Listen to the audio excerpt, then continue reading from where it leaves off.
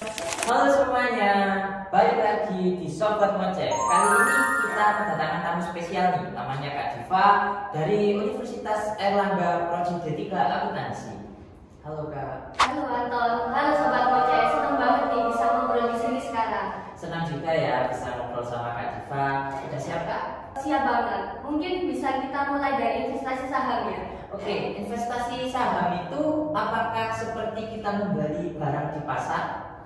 Hampir mirip sih Anton, tapi kalau di pasar itu mungkin kita bisa beli buah atau beli sayur. Tapi kalau saham ini kita bisa beli sebagian kecil dari perusahaan. Jadi kita bisa dibilang jadi pemilik perusahaan itu meskipun cuma sedikit ya.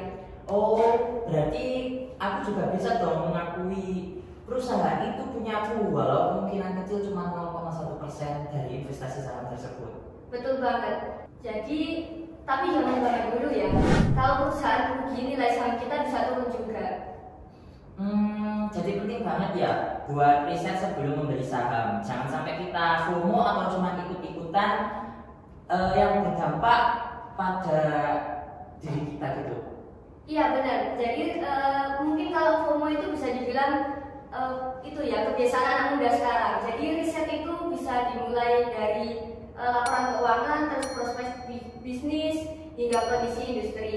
Jangan sampai kita terjebak sama perusahaan yang terlihat bagus di luar, tapi sebenarnya dalamnya berantakan. Itu malah bikin rugi kita sendiri. Oh gitu ya Kak. Oke. Kita lanjut nih ya ke topik pembahasan berikutnya, yaitu metode ekuitas. Itu apa sih Kak kalau boleh tahu? Metode ekuitas ini adalah cara kita mencatat investasi di perusahaan lain. Misalnya kita punya saham di perusahaan A dan kita punya pengaruh signifikan di sana. Kita bisa mencatat keuangan atau kerugian berdasarkan kinerja perusahaan A tersebut.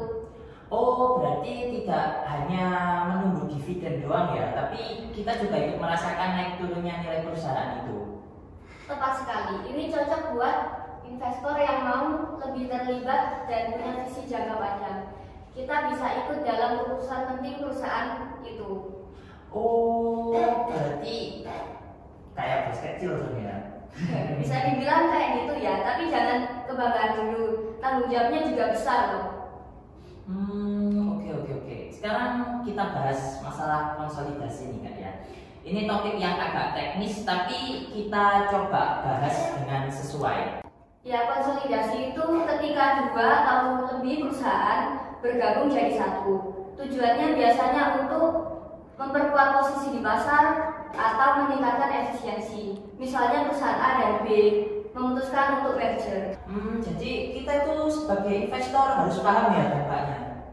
Betul, pasti harus paham. Konsolidasi bisa bikin laporan keuangan jadi lebih kompleks.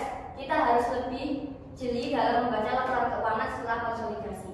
Oke, mumpung kita ngomongin laporan keuangan nih Kak, kita masuk ke topik yang terakhir yaitu isu-isu pelaporan lainnya. Ini penting banget Kak.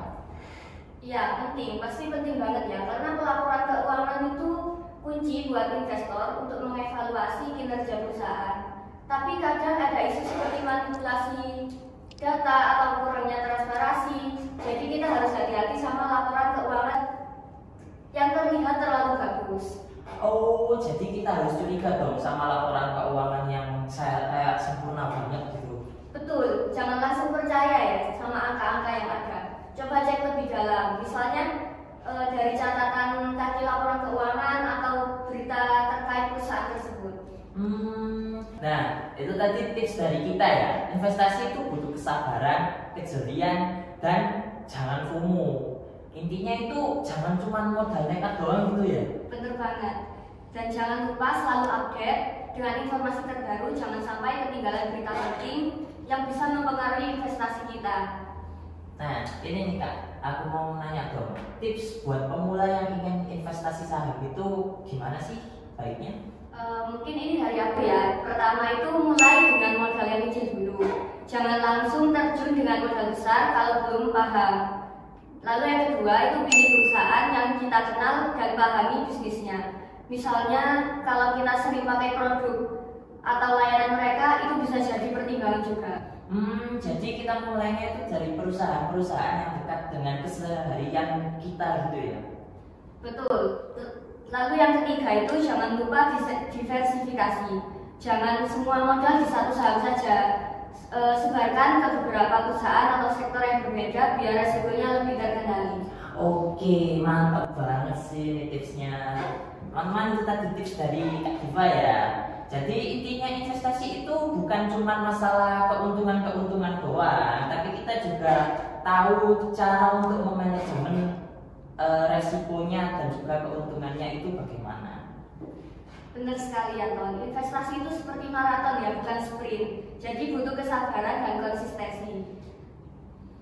Wah, banyak banget nih yang bisa kita pelajari dari obrolan kita kali ini. Terima kasih buat Kak Diva ya sudah mau datang di acara Sobat Ngoceh. Ya, sama-sama.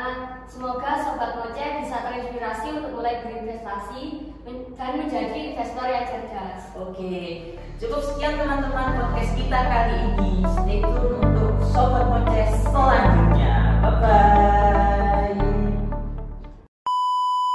Bisa kita mulai dari investasi saham ya.